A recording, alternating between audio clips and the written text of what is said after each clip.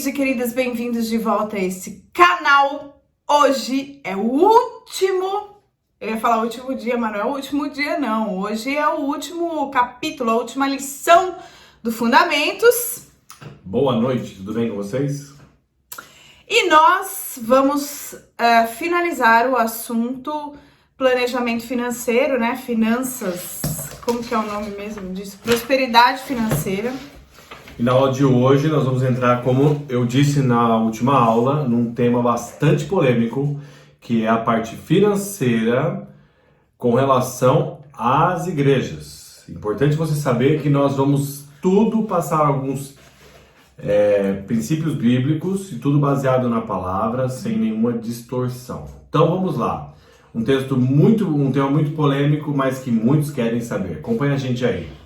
Vamos começar com a seguinte pergunta: o que é errado com relação ao dízimo? Espera só um minutinho, antes disso, quem está nos acompanhando pela apostila, nós estamos na página 182, tá bom? Se você tem apostila física ou virtual, por volta da página 182, pode ser que na virtual mude alguma coisa, mas vamos lá. O que é errado com relação ao dízimo?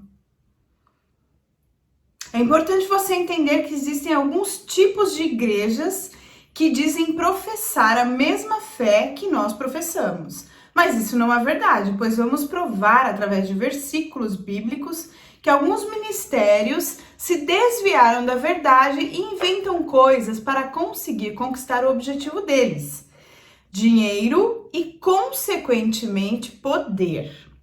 Para começar, precisamos entender que Jesus apoia o dízimo, mas ele deixa claro que o dízimo não é o mais importante da fé.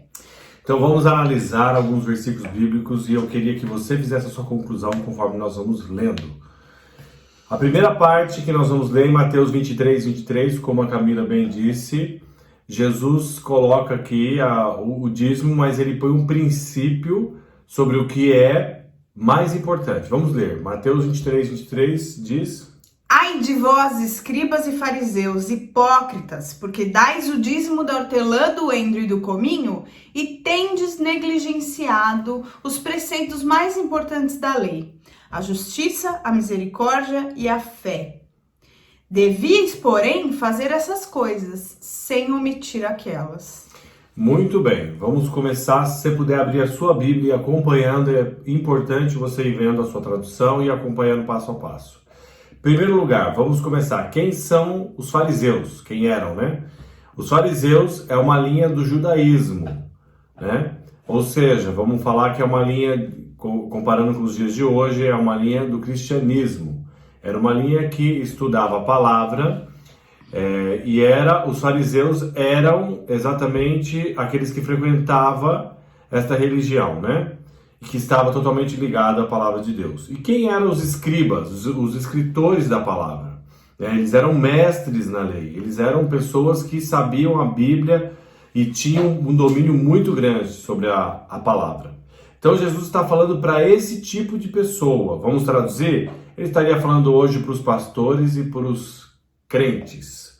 Muito bem, ele está falando o seguinte: que vocês dão o dízimo daquilo que vocês produzem, porém esquecem o preceito mais importante da lei. Da lei quer dizer da palavra, né?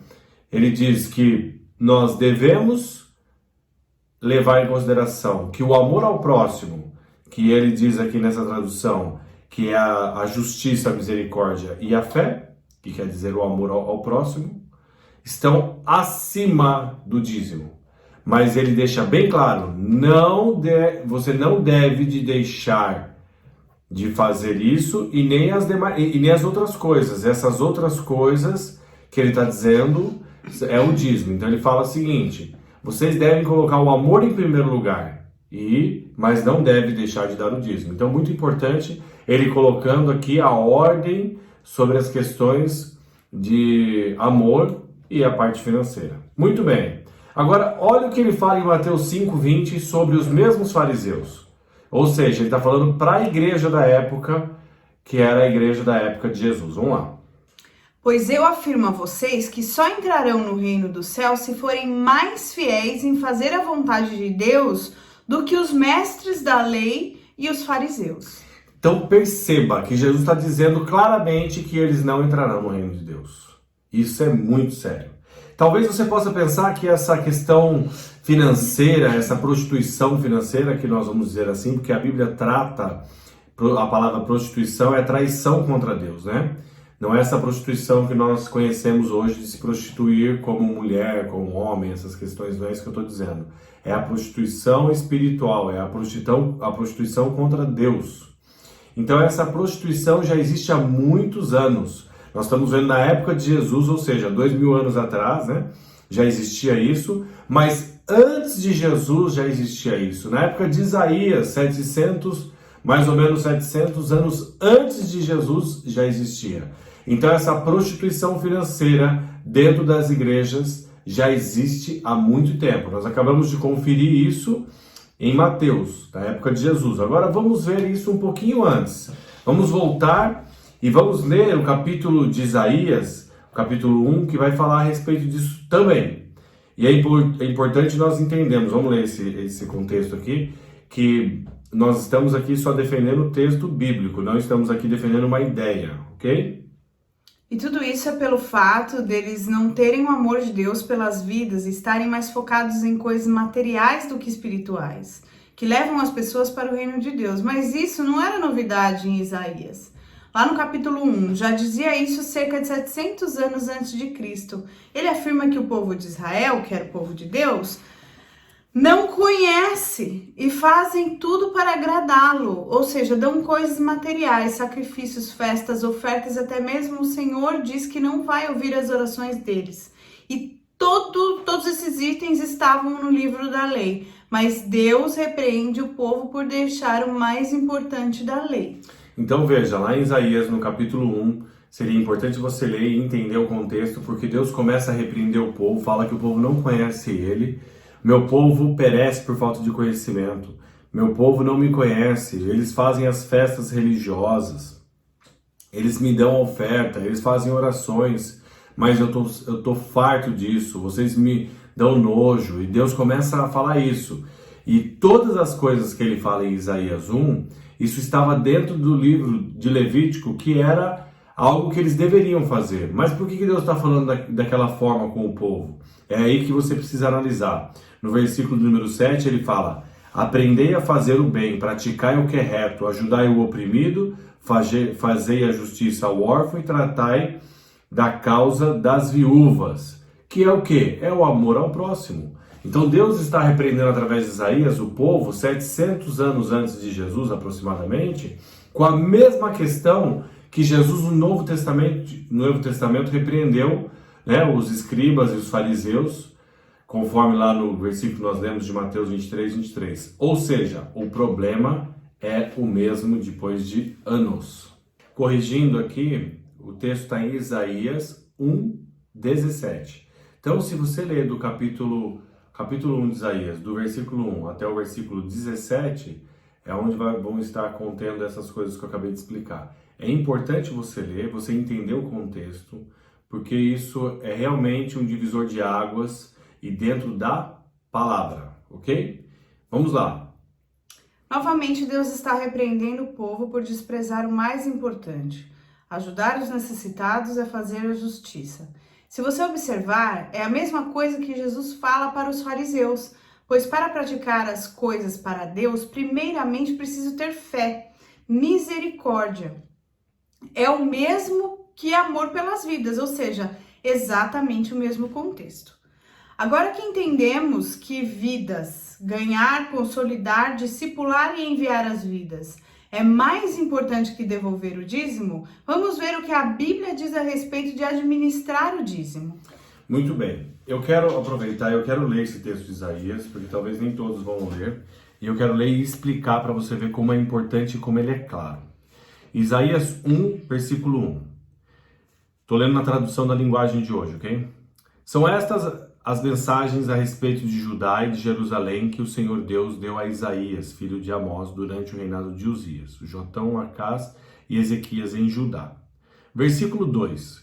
Escutem, ó céus, preste atenção, ó terra, pois o Senhor Deus falou e ele disse: eu criei filhos e cuidei deles, mas eles se revoltaram contra mim. O boi conhece o seu dono e o jumento e sabe onde o dono põe o alimento para ele, mas o meu povo não sabe nada. O povo de Israel não entende coisa nenhuma. Ai desse povo mau, dessa gente cheia de pecado. Todos são ruins, todos são perversos. Eles abandonaram o Senhor, rejeitaram o santo Deus de Israel e viraram as costas para ele. Por que vocês continuam a pecar? Será que querem receber mais castigos? A sua cabeça está ferida e todos estão desanimados. Da cabeça até os pés, o corpo de vocês está machucado, cheios de ferimentos e de chagas abertas, que não foram lavadas nem enfaixadas, nem limpadas com azeite. A terra de vocês está arrasada, as cidades foram destruídas pelo fogo. Na presença de vocês, os estrangeiros arrasaram sua terra e ela ficou em ruínas. Os estrangeiros acabaram com ela. Só ficou Jerusalém como se fosse uma barraca de vigia numa plantação de uvas, como uma barraca numa plantação de pepinos ou como uma cidade cercada pelos inimigos. Se o Senhor Todo-Poderoso não tivesse deixado que alguns de nós vivêssemos, seríamos agora como a cidade de Sodoma. Estaríamos destruídos como Gomorra. Autoridades de Jerusalém, escute o que o Senhor está dizendo, moradores da cidade. Dê atenção ao ensinamento do nosso Deus. Então até aqui nós vemos Isaías repreendendo o povo, né? Corrigindo eles e dizendo que Deus está muito chateado. Agora vamos ver quais são os pecados que eles estavam cometendo, conforme diz a partir do versículo 11. O Senhor diz: eu não quero todos esses sacrifícios que vocês me oferecem. Eu estou farto de bodes e de animais gordos queimados no altar. Estou enojado de sangue de touros novos, nem quero mais carneiros nem cabritos. Esse tipo de oferta está lá no livro de Levítico. Era uma lei para eles cumprirem. Isso não estava errado conforme a lei. Vai prestando atenção que no final eu explico. Quando vocês vêm até a minha presença, quem foi que pediu todo esse corre-corre no pátio do templo? Então aqui, eles servirem na igreja. Também estavam no livro de Levítico e Deus estava repreendendo eles por isso. Não adianta nada me trazerem ofertas. Eu odeio o incenso que vocês queimam. Então, tanto o acender o incenso naquela época, isso é antes de Jesus, ok? Quanto à oferta, também era lei. Não suporto as festas da lua nova, também era lei. Os sábados e as outras festas religiosas, também todas essas festas eles deveriam e tinham que fazer. Pois os pecados de vocês estragam tudo isso. Olha o Deus falando, que o pecado deles estava estragando a outra parte. As festas da lua nova, os outros dias santos, me enchem de nojo, já estou cansado de suportá-los. Quando vocês levantarem as mãos para orar, não olharei para vocês. Orar também era muito, até hoje, né? Muito essencial. Ainda que orem muito, eu não os ouvirei, pois os crimes mancharam as mãos de vocês. Lavem-se, purifiquem, não quero mais ver as suas maldades, porém, parem de fazer o que é mal. Então veja que Deus agora falou tudo o que eles estavam fazendo. Aí você pode perguntar, mas espera aí, se estava tudo dentro da palavra, o que eles estavam fazendo de errado? Olha o que Deus diz. E aprendam a fazer o que é bom, no versículo 17. Tratem os outros com justiça, socorram os que são explorados e defendam os direitos dos órfãos e protejam as viúvas. Ou seja, o mesmo que Jesus está dizendo no capítulo 23, no versículo 23 de Mateus. Ele está dizendo o seguinte: eu não quero que vocês fiquem cumprindo as tradições em primeiro lugar. Eu quero que vocês amem o próximo e depois vocês cumpram as tradições. Ou cumpram a lei, ou cumpram aquilo que é mandamento. O primeiro maior mandamento, Deus disse, que é amar a Deus sobre todas as coisas. E o segundo é amar o próximo. Então veja, quando eu inverto a ordem, colocando o dízimo em primeiro lugar antes do amor ao próximo, essa circunstância, essa posição está errada conforme a palavra. Eu tenho que dar ênfase ao amor ao próximo. Isso é o primeiro lugar na palavra de Deus. Então, você acompanhou comigo em Isaías 2.700 anos aproximadamente antes de hoje. Nós vimos lá na época de Mateus, aproximadamente 2.000 anos atrás. Então veja, não é novidade o que nós estamos vendo hoje em dia. É algo bíblico. E vamos ver isso na palavra porque tem muito mais. Se liga aí, vamos lá, seguindo. Mateus 10:10. Nessa viagem não levem sacola, nem uma túnica a mais, nem sandálias, nem bengala para se apoiar, pois o trabalhador tem o direito de receber o que precisa para viver. Então aqui em Mateus 10:10, Deus deixa claro na palavra que o trabalhador da obra tem direito de receber sobre a obra. Ou seja, um pastor, um presbítero. A igreja pode sim, é palavra que possa pagar o pastor, que o pastor possa receber. Isso não está errado, está dentro da palavra. Vamos ver em 1 Coríntios 9, 13 e 14, o que diz? Certamente vocês sabem que os que trabalham no templo, é do templo que recebem os seus alimentos. Mais uma vez confirmando. E sabem também que os que oferecem sacrifícios no altar recebem uma parte da carne dos animais que são sacrificados ali. Assim o Senhor mandou também que aqueles que anunciam o Evangelho vivam do trabalho de anunciar o Evangelho. Muito bem, então perceba que em 1 Coríntios 9, do 13 ao 14, também tem amparo na palavra para aqueles que trabalham receber, ok? Agora, 1 Timóteo 5, 17 e 19 também vai falar sobre isso. Vamos lá. Os presbíteros que fazem um bom trabalho na igreja merecem pagamento em dobro, especialmente os que se esforçam na pregação do evangelho e no ensino cristão. Pois as escrituras sagradas dizem: não amarre a boca do boi quando ele estiver pisando o trigo. E dizem ainda: o trabalhador merece o seu salário. Não aceite nenhuma acusação contra qualquer presbítero, a não ser que ela seja feita por 2 testemunhas pelo menos. Muito bem, então nós estamos vendo aqui 3 bases bíblicas que dá o direito e é claro sobre o trabalhador receber da obra. Então, se você achava até hoje que algum pastor, que algum presbítero, que alguém era errado receber, está dentro da palavra. Muito bem. O que está errado e o que é errado?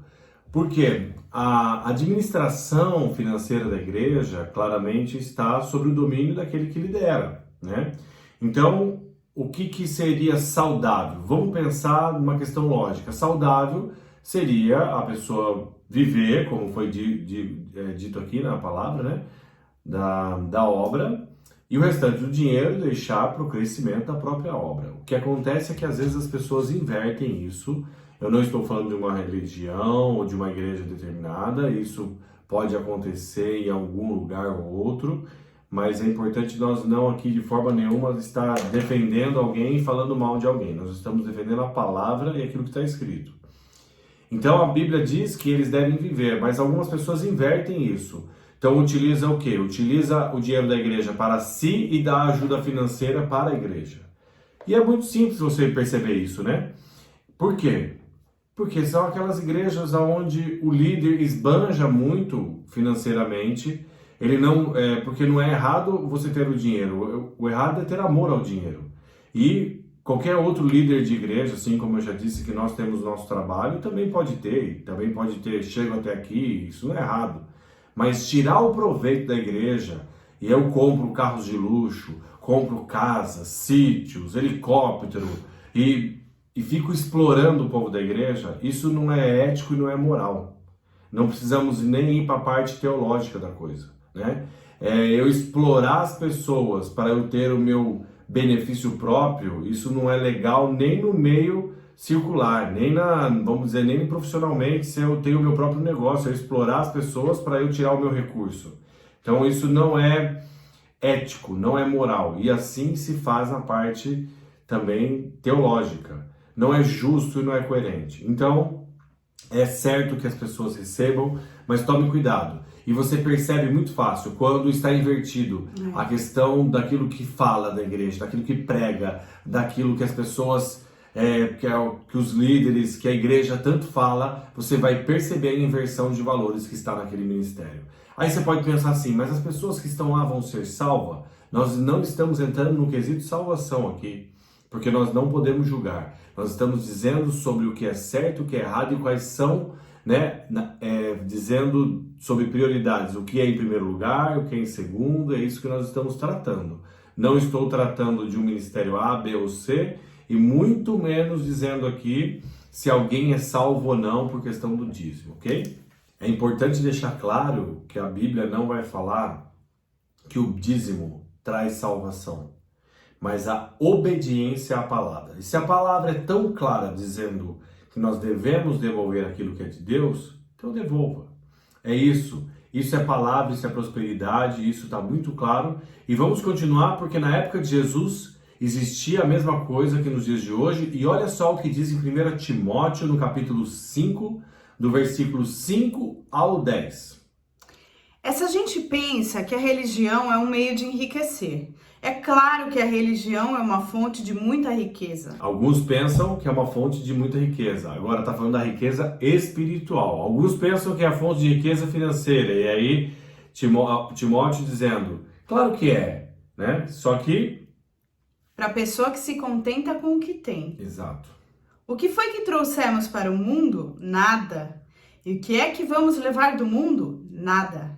Portanto, se temos comida e roupas, fiquemos contentes com isso. Porém, os que querem ficar ricos caem em pecado ao serem tentados e ficam presos na armadilha de muitos desejos tolos que fazem mal e levam as pessoas a se afundarem na desgraça e na destruição. Pois o amor ao dinheiro é uma fonte de todos os tipos de males. E algumas pessoas, por quererem tanto ter dinheiro, se desviaram da fé e encheram a sua vida de sofrimentos. Então perceba, eu só quero corrigir porque é Paulo falando para Timóteo, né? E eu falei que era Timóteo. Então Paulo falando para Timóteo aqui, dizendo que muitas pessoas se perderam por amar ao dinheiro. E eles fazem da religião ou da sua igreja, do seu ali, uma fonte financeira. Paulo está dizendo claramente isso para Timóteo, está lá no 1 Timóteo, capítulo 5, versículo do 5 ao 10. E você talvez conhece muito bem esse versículo. O amor ao dinheiro é a raiz de todos os males. Mas você percebeu o que vem antes desse versículo? Essa explicação. Que muitos se perderam por se desviarem da fé e fazerem da religião uma fonte de riqueza. Presta atenção, está tudo isso na palavra, bem claro, muito bem claro. O próprio Jesus vai falar que líderes não entrarão no reino de Deus. Presta atenção nessa passagem que está lá em Mateus 7, do 21 ao 23.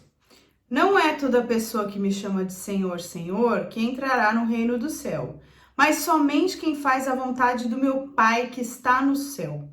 Quando aquele dia chegar, muitas pessoas vão me dizer, Senhor, Senhor, pelo poder do seu nome anunciamos a mensagem de Deus, e pelo seu nome expulsamos demônios e fizemos muitos milagres. Então eu direi claramente a essas pessoas, eu nunca conheci vocês. Afastem-se de mim, vocês que só fazem o mal.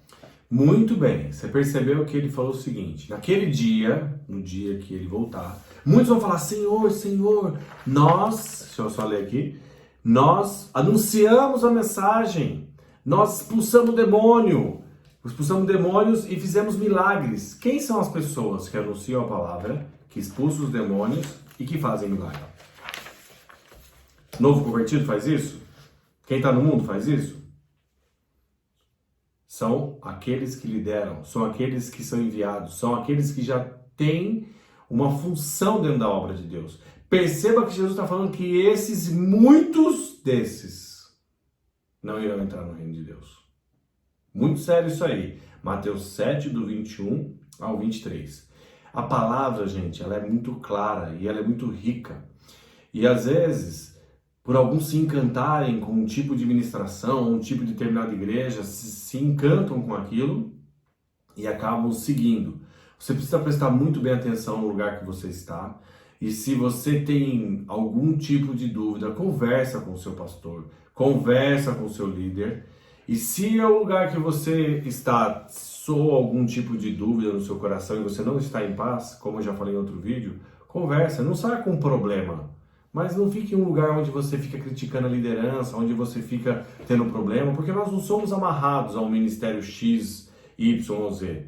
Nós somos livres. Claro que é muito importante você estar ligado a um ministério, você ter um pastor, um líder, uma cobertura espiritual. Mas logo, se você não concorda, se você tem algumas situações, vai lá, resolve, conversa e depois você pede orientação para o seu pastor e vai para um outro ministério que você possa entender que é o correto. Agora, cuidado, porque esse negócio de mudar de igreja por causa de problema, isso vai te causar problema e vai fazer com que você nunca consiga criar raiz em um ministério. Nós nos convertemos em um ministério e estamos nele até hoje e vamos morrer nele. Porque nós entendemos que nosso ministério é muito sério e assim nós fazemos da obra de Deus também na nossa vida, ok? ok? Vamos lá. Ainda sobre isso, é muito importante que você esteja aliançado com a tua liderança. Tenha aliança com os teus líderes, né? E se você não tem condição de ter aliança com os teus líderes, é porque você não concorda com aquele ministério. Não fale mal da liderança. Ore a Deus e peça para Ele direcionamento para você. Olha só, vamos ler no livro de Atos algumas questões que são bem interessantes. Primeiro, como eles faziam para administrar a questão financeira da igreja? Presta atenção nisso porque isso é importante. Atos é o início da igreja. São as atitudes que os apóstolos tiveram depois que Jesus sobe.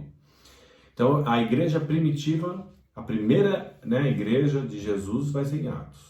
O que eles fizeram quando a igreja precisou de organização financeira? Teve alguns problemas porque as viúvas judias estavam recebendo ajuda e as que iam se convertendo que eram gentis, ou seja, que não eram judeus, não eram judias, não estavam recebendo a mesma quantidade. E teve uma confusão. O que os apóstolos fizeram? Vamos perceber lá. Atos 6, do 1 ao 4. Algum tempo depois, o número de judeus que se tornaram seguidores de Jesus aumentou muito. E os que tinham sido criados fora da terra de Israel começaram a se queixar dos que tinham sido criados em Israel. A queixa deles era que as viúvas do seu grupo estavam sendo esquecidas na distribuição diária de dinheiro. Então os 12 apóstolos reuniram todo o grupo de seguidores e disseram: não está certo nós deixarmos de anunciar a palavra de Deus para tratarmos de dinheiro. Por isso, irmãos, escolham entre vocês 7 homens de confiança, cheios do Espírito Santo e de sabedoria, e nós entregaremos esse serviço a eles.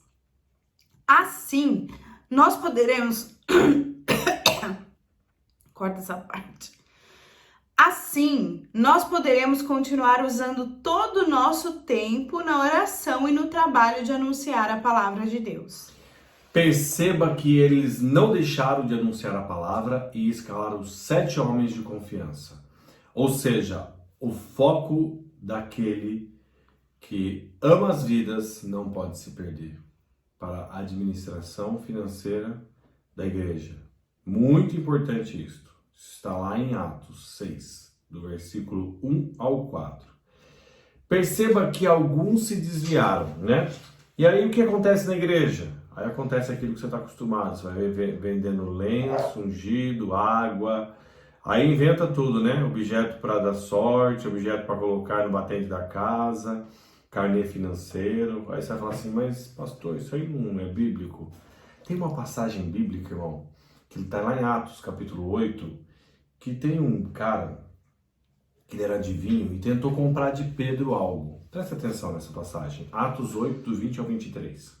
Então Pedro respondeu: que Deus mande você e o seu dinheiro para o inferno.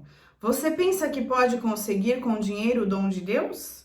Você não tem direito de tomar parte no nosso trabalho porque o seu coração não é honesto diante de Deus. Arrependa-se. Deixe o seu plano perverso e peça ao Senhor que o perdoe por essa má intenção. Vejo que você está cheio de inveja, uma inveja amarga como fel, e vejo também que você está preso pelo pecado. Então veja, esse homem era um adivinho, se eu não me falha a memória, o nome dele era Simão, está lá em Atos 8, do 20 ao 23, ele tenta comprar o poder do Espírito Santo, porque ele viu os apóstolos impondo a mão e as pessoas orando em línguas e recebendo o Espírito Santo. Ele quis comprar. Viu o que Pedro disse para ele? Vai você e o seu dinheiro para o inferno, porque as coisas de Deus não se compram. Então, meus amados, meus queridos, me perdoem pela franqueza, mas vocês não vão ver nenhum amparo bíblico para comprar aquilo que é de Deus. Isso não existe, isso não está na palavra. E aquilo que se compra, aquilo que se torna físico, o que é espiritual, nós chamamos de macumbaria, ok? Macumbaria é aquilo que eu torno o espiritual trazer para o físico, porque o que é espiritual, o que é físico. Então, você vai ver que os apóstolos falavam, que Deus te abençoe, receba a unção de Deus, e tudo espiritualmente. Através da palavra se faz o espiritual se mover. Agora, logo quando eu disser para você assim, olha, eu vou ungir essa tampinha, você leva ela para sua casa, eu estou tornando físico. Pode ser que algum aspecto, em alguma vez isolada, alguma outra situação, aconteça isso. Você vai ver Jesus, por exemplo, cuspindo, fazendo um barro e colocando no olho do cego. Você vai ver outra vez que ele cuspiu na língua e fez o mudo falar, né? Então veja, algumas situações muito esporádicas. Então perceba, mas ele não vendia e não era uma coisa que era usual. Então o óleo ungido é bíblico? O óleo ungido é bíblico. Mas vender o óleo ungido, errado. Então tudo que eu torno físico está errado. Tirando o óleo ungido, que está lá em Tiago 5,16, em várias passagens sobre ungir e tal, o restante, meus irmãos queridos, não é bíblico. Diz que o lenço que não lembro se era Paulo ou Pedro, curava, quando eles levavam, curava. Então até os ossos de Eliseu, quando colocaram lá o morto, ele ressuscitou. Mas são questões isoladas, não se utiliza coisas físicas. Então eu ficar ungindo tampinhas para poder vender, ungindo água para poder vender, errado. Eu estou comercializando. E quando eu trago para a questão física, eu torno o espiritual em físico, naquilo que eu relo, que eu toco, já não é espiritual. Agora, é muito mais fácil, ao invés de dizer assim para você, que Deus te abençoe, leve essa unção pro seu amigo que está doente, um exemplo. Aí você não leva nada, porque é espiritual. Você vai levar a sua fé e vai levar a certeza daquilo que eu disse. É o que você pode fazer. Aí você vai lá e ora por ele. Agora, se eu der uma água para você e falar assim, olha, essa água foi ungida, leva lá para ele beber, é mais fácil você acreditar, porque isso aqui é físico. E como nós somos seres físicos, é mais fácil acreditar no físico do que no espiritual, que nós não vemos. Mas Deus é espírito e importa que aqueles que o adorem, adorem em espírito e em verdade. E aí, quando eu trago para o físico, não é espírito. Muito bem, vamos continuar aqui, que é importante você entender, então, que na igreja primitiva se trabalhou, nós vimos dois bons exemplos sobre administração financeira e sobre vender coisas, comercializar coisas espirituais. Tudo dentro da palavra, ok? Agora, para fechar esse tópico sobre questão financeira, sobre igrejas, terminamos aqui, ok? É importante, se você quiser ler esses textos, ruminar sobre todo o contexto, para não achar que nós pegamos um texto fora de contexto e criamos um pretexto, leia esses capítulos, leia esses versículos, estude, faça igual nós, procure até você fazer uma faculdade, um estudo mais aprofundado, pode fazer na sua casa mesmo, lê a Bíblia. Pega a Bíblia, todos esses versículos fomos nós que encontramos lendo a palavra. Não criamos, estudando, fizemos teologia para isso, para poder entender, compreender e poder ensinar. Agora, é claro, vai ter algum ou outro que vai defender, que vai criticar, porém, eu vou dizer bem a verdade para vocês. Eu defendo o que é palavra, nós defendemos o que está dentro da palavra e não criamos nenhuma teoria fora da palavra aqui. E simplesmente lemos alguns versículos bíblicos para que você possa se direcionar. Amém? Agora, a administração financeira do lar. Vamos entrar nesse tópico, ele é pequenininho, mas já que nós estamos falando de dinheiro, finalizamos a nossa aula com esse tópico. Toda casa necessita de uma administração financeira. Por esse motivo, devemos perceber entre os cônjuges qual o melhor em fazer isso e colocar tudo em uma planilha e administrar a entrada e a saída de valores. Para que eu entenda os porquês da minha vida financeira e eu nunca coloque a culpa no diabo. Algumas pessoas não administram o seu financeiro e por esse motivo vivem tendo sérios problemas nessa área. E não precisa ser crente para você entender que é necessário ter controle das finanças. Um dos grandes conflitos no meio cristão é que por entregar o dízimo e oferta, os crentes acreditam que Deus deve organizar sua vida descontrolada. E isso não irá acontecer, pois o Senhor nos ensina a ter uma vida organizada e controlada pelo Espírito Santo. Muito importante para você que é cristão, que talvez está passando por lutas financeiras ou que fica dizendo que o diabo está se levantando sobre a sua vida ou até mesmo porque Deus não age na minha vida. Eu vou dizer uma coisa para você. Deus não age em nada, não vai agir em nada que é desorganizado. Por quê?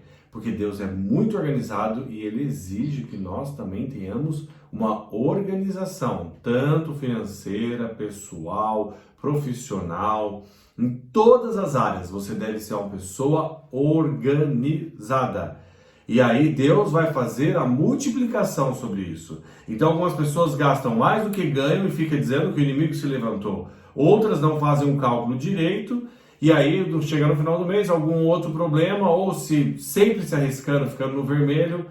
Enfim, faça cálculo. Dentro de um casamento, veja dos dois quem é mais prudente, quem é mais organizado para tomar conta das finanças. Uma coisa importante, nós já falamos isso lá na aula de casais, que tanto o marido ou a esposa devem ser casados na parte financeira, ou seja, o dinheiro não é dela ou dele. Mesmo que eu tenha um salário e ela tenha outro, se torna um só, ou que só ela trabalha, ou que só eu, é dos dois. Então, um deve fazer a administração financeira, fazer uma planilha de entrada, uma planilha de saída, para ver se não está, isso aí está virando um funil, está entrando, aí o funil ao contrário, né, no caso, entrando menos e saindo mais.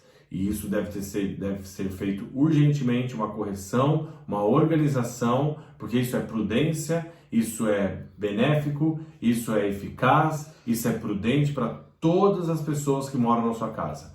Então perceba, não tem a ver com a parte espiritual. Às vezes as pessoas acham que Deus é obrigado. Deus não é obrigado, Ele não vai fazer isso por você. Anos da minha vida eu levei quando eu me converti para entender isso. E você não vai encontrar na palavra de Deus nada que vai estar de acordo com algo que está desorganizado. Ok? Era isso. A nossa palavra sobre finanças está aí. Que Deus te abençoe. Que você entenda que o que nós ministramos aqui é palavra de Deus. Se tem algum tipo de comentário, comente aí que nós estaremos respondendo. É isso. Sempre no final de toda lição tem uma tarefinha, né? Então eu vou ler aqui para vocês a tarefinha. Faça hoje mesmo uma planilha financeira de sua casa, quando casado. E se solteiro, faça uma planilha pessoal. E comece pelo cartão de crédito. E creio que mudanças notáveis irão acontecer em sua vida. Se você ainda não é dizimista, qual é a razão de você não devolver o dízimo? Se você tem dúvidas, se você tem problemas com isso, converse com o seu líder. Se você não tem líder, converse com alguém que entenda isso e que entregue o dízimo. É lógico, né? Porque quando você não consegue fazer algo, principalmente espiritual, você tem que conversar com quem consegue. E assim na vida secular também, né?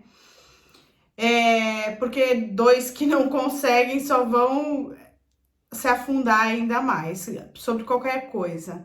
Eu gostaria de agradecer muito a todos vocês que participaram desse estudo bíblico de tantos meses, já faz tantos meses que nós estamos aqui, desde antes da pandemia, e aí tinha o curso presencial e depois com a pandemia só teve aqui. Se você tiver alguma dúvida, pode perguntar aqui embaixo. Se você quiser que a gente fale de algum outro tema que não foi abordado, pode colocar aqui embaixo. Nós estamos rumo a 2.000 inscritos e eu conto com você de comentar, curtir, compartilhar esse vídeo. Quando você comenta e compartilha e curte, o YouTube entende que você gosta desses temas, então ele traz mais para você, ele oferece mais conteúdo desse tipo. É só por isso que a gente pede tanto que você curte, comenta e compartilha. Se inscreva no canal e ative o sininho de notificações para você ser avisado de quando tem vídeo novo no canal. Eu vou continuar fazendo vídeos, nem sempre com o Eli, porque ele não tem todo esse tempo. E também eu vou fazer em horários alternativos, porque quando ele participa a gente só pode ir em um dia e um horário. Fica bem mais restrito para nós. Mas se vocês quiserem mais vídeos com ele sobre outros temas, nós vamos fazer. Eu vou fazer mais vídeos sobre casamento, sobre convivência do casal, coisas mais sérias, coisas mais engraçadas, coisas que todo mundo se desespera sobre, tá bom? Coloca aqui embaixo o que vocês querem ver aqui nesse canal. Fora isso, eu vou continuar falando sobre as coisas que eu sempre falo, comportamento, temperamento. Eu, além de tudo, sou consultora de moda, vai ter alguma coisa sobre moda aqui também. Quem sabe sobre moda cristã, né? Não sei se você gosta desse tema, se você gostar, se interessar, se você assistiu o vídeo até aqui, coloca aí embaixo. Fale sobre moda cristã. tá bom?